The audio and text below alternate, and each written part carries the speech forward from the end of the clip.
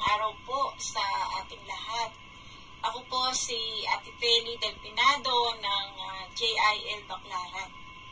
Ang ihahatid ko po sa inyo ngayon ay isang katuruan mula sa aklat ng Acts chapter 2. At ito po ay pinamagatan natin ang dakilang gabay.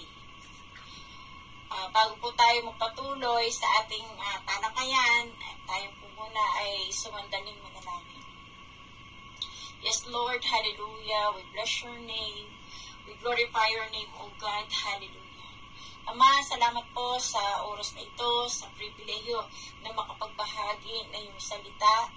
At patuloy, Lord, na inaanya po namin ang iyong banal na Espiritu na kami po ay samahan sa oras na ito upang maihatid ang mensahe ng iyong mga salita. Salamat, Holy Spirit. We acknowledge your presence at patuloy na inapit po namin ang katagumpayan ng gawain nito sa pangalan ni Jesus. Sa iyo po ang papuri, sa iyo po ang pasalamat. In Jesus' name we pray. Amen. Sa ating pong pagpapatuloy, sabi po sa John 14 verse 26, susuguin ng Ama sa pangalan ng Panginoong Jesus ang siya magtuturo sa atin sa lahat ng bagay. At mapapaalala ng lahat ng sinabi ng Panginoong Jesus. Walang iba kundi ang ating dakilang gabay, ang banal na Espiritu. Kaya pinapakita po dito sa Acts chapter 2 verse 1 to 4 kung paano na bautismuhan ang kanyang mga disipulo sa unang pagkakataon sa araw ng Pentecostes.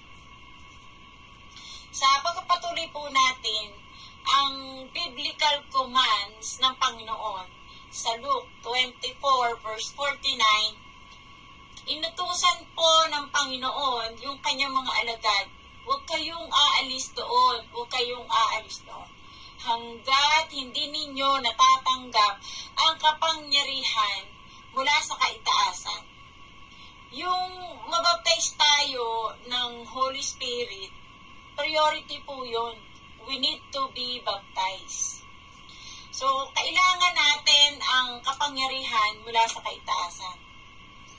Ang isang ebidensya na ang Panginoong Jesus ay buhay sapagkat bumaba ang Holy Spirit at natanggap na natin. Kaya mga kapatid, ito po ay naganap po sa Acts chapter 2 verse 4. Sa 50th day ng Pentecost Day.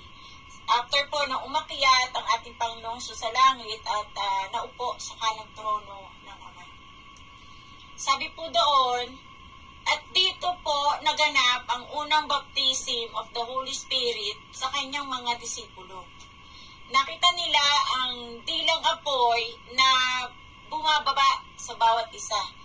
And all of them filled with the Holy Spirit. So, lahat po sila napuspos ng Espiritu Santo. Kaya, sa oras na ito, ang prayer ko po sa lahat ng nakikinig ngayon, tayong lahat ay ganun din ang mangyari na puspusin tayo ng banal na Espiritu. Sa initial observation po natin, the greatest promise to the world is John 3:16. Eternal life.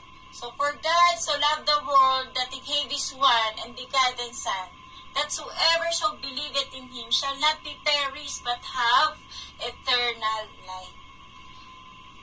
But the greatest promise to the church is Acts chapter 1 verse 8. The power of the Holy Spirit. So ang matanggap ang kapangyarihan ng banal na Espiritu. Sabi po dun sa verse 8, ngunit bibigyan kayo ng kapangyarihan pagbaba sa inyo ng Espiritu Santo at kayo'y magiging saksi ko sa Jerusalem, sa buong Judea at Samaria at hanggang sa dulo ng daigdig. Ang karanasan po sa banal na Espiritu ay hindi imbensyon ng Pentecostal movement. Ito'y karanasan na talagang makikita mo sa banal na kasulatan. It has been origin in the Bible. Sabi po dun sa Acts chapter 2 verse 39, The promise is for you and your children, and for all who are far, for all whom the Lord our God will call. Sa Tagalog po ay, sapagkat ang pangako'y para sa inyo at sa inyong mga anak at sa lahat ng nasa malayo, sa bawat tatawagin ng Panginoong Hesus. Mga kapatid, ang baptism ng Holy Spirit ay karanasan na nais ng Diyos na ating maranasan. Hindi lamang po para sa mga pastor, sa mga apostol, kundi para din po sa atin, para sa iyo, kapatid. Kasama po tayo sa lahat ng sumasampalataya. Yung gift ng Holy Spirit ay para sa atin, para ma-inspire po tayo. Ang gift ng Holy Spirit ay para sa ating lahat. Short testimony ko lamang po sa inyo. Nung pong ang JIL Kapuyaw Church ay sa Central School pa po ginaganap. Ang pastor po noon ay si Pastor Alan. Buhay pa po siya noon at talaga po na naranasan ko ang mapuspos ng banal na espiritu. Tuloy-tuloy po yung aking pagpigkas, hindi po mapigil ang aking labi, at ang mga nakapalibot po sa akin ay sinasabi nilang nakatanggap daw po ako ng gift ng Holy Spirit sa pamamagitan ng speaking in tongues. So thankful po ako kay Lord kasi po talagang pinaranas niya sa akin ang kapuspusan ng banal na espiritu. Kakaiba po ang aking naramdaman ng mga oras na yun. Ganon din po nangyari nung pandemic time dito sa loob ng kwarto ko. At habang ako po ay nananalangin sa Panginoon, talagang naandoon po ang kakaibang galaw.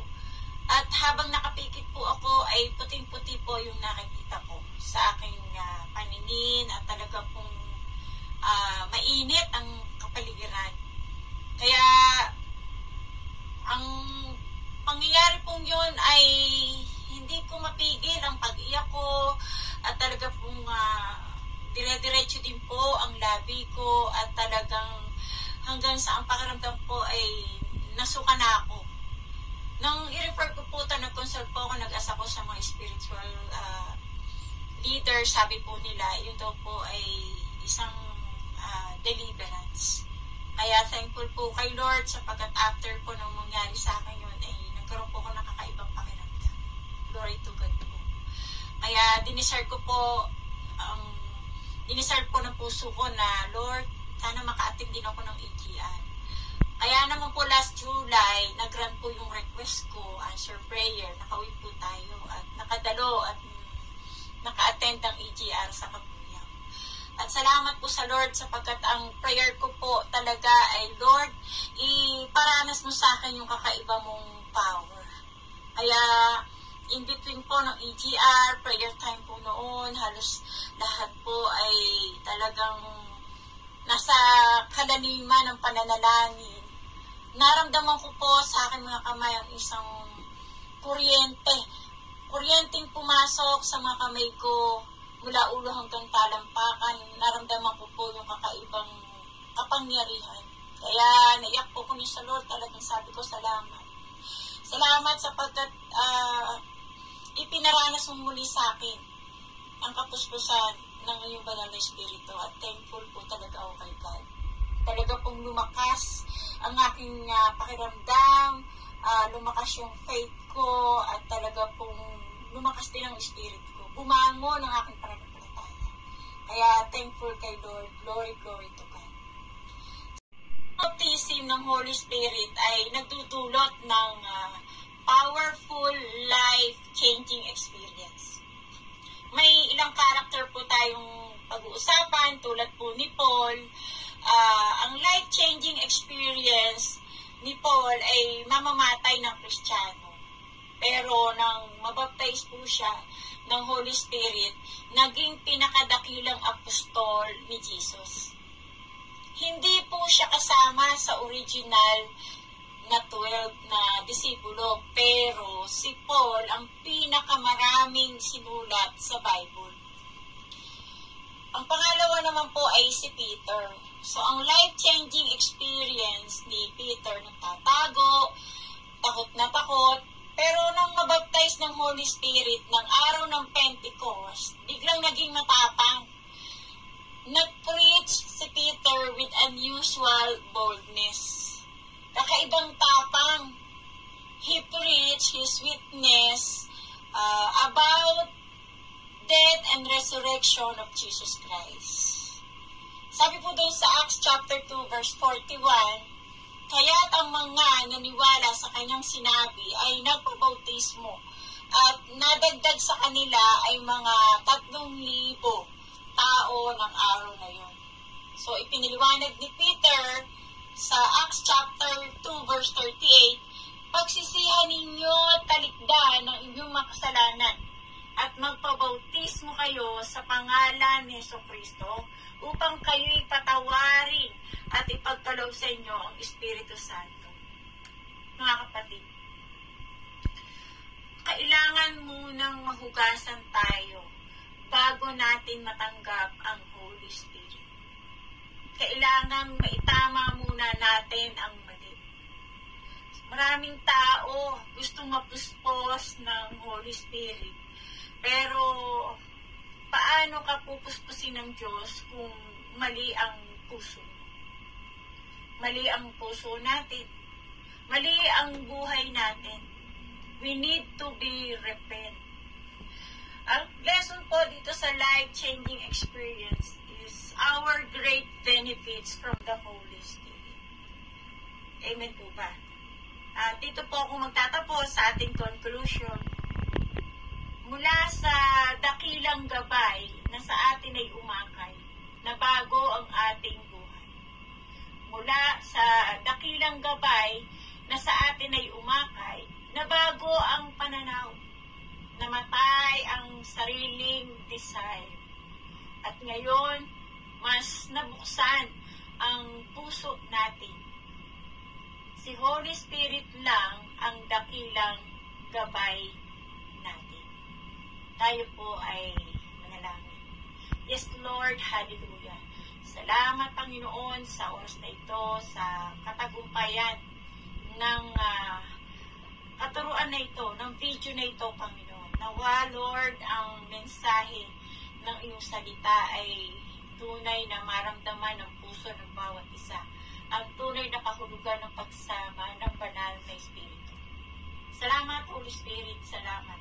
Salamat sa pagsama mo sa oras na ito. Kaya, Ama, tanggapin mo po ang pinakamataas na papuri at pasasalamat sa pangalan ng Panginoong Jesus. Ito nga, sa aming talangin. In Jesus' name we pray. Amen. To God be all the glory. God bless you all.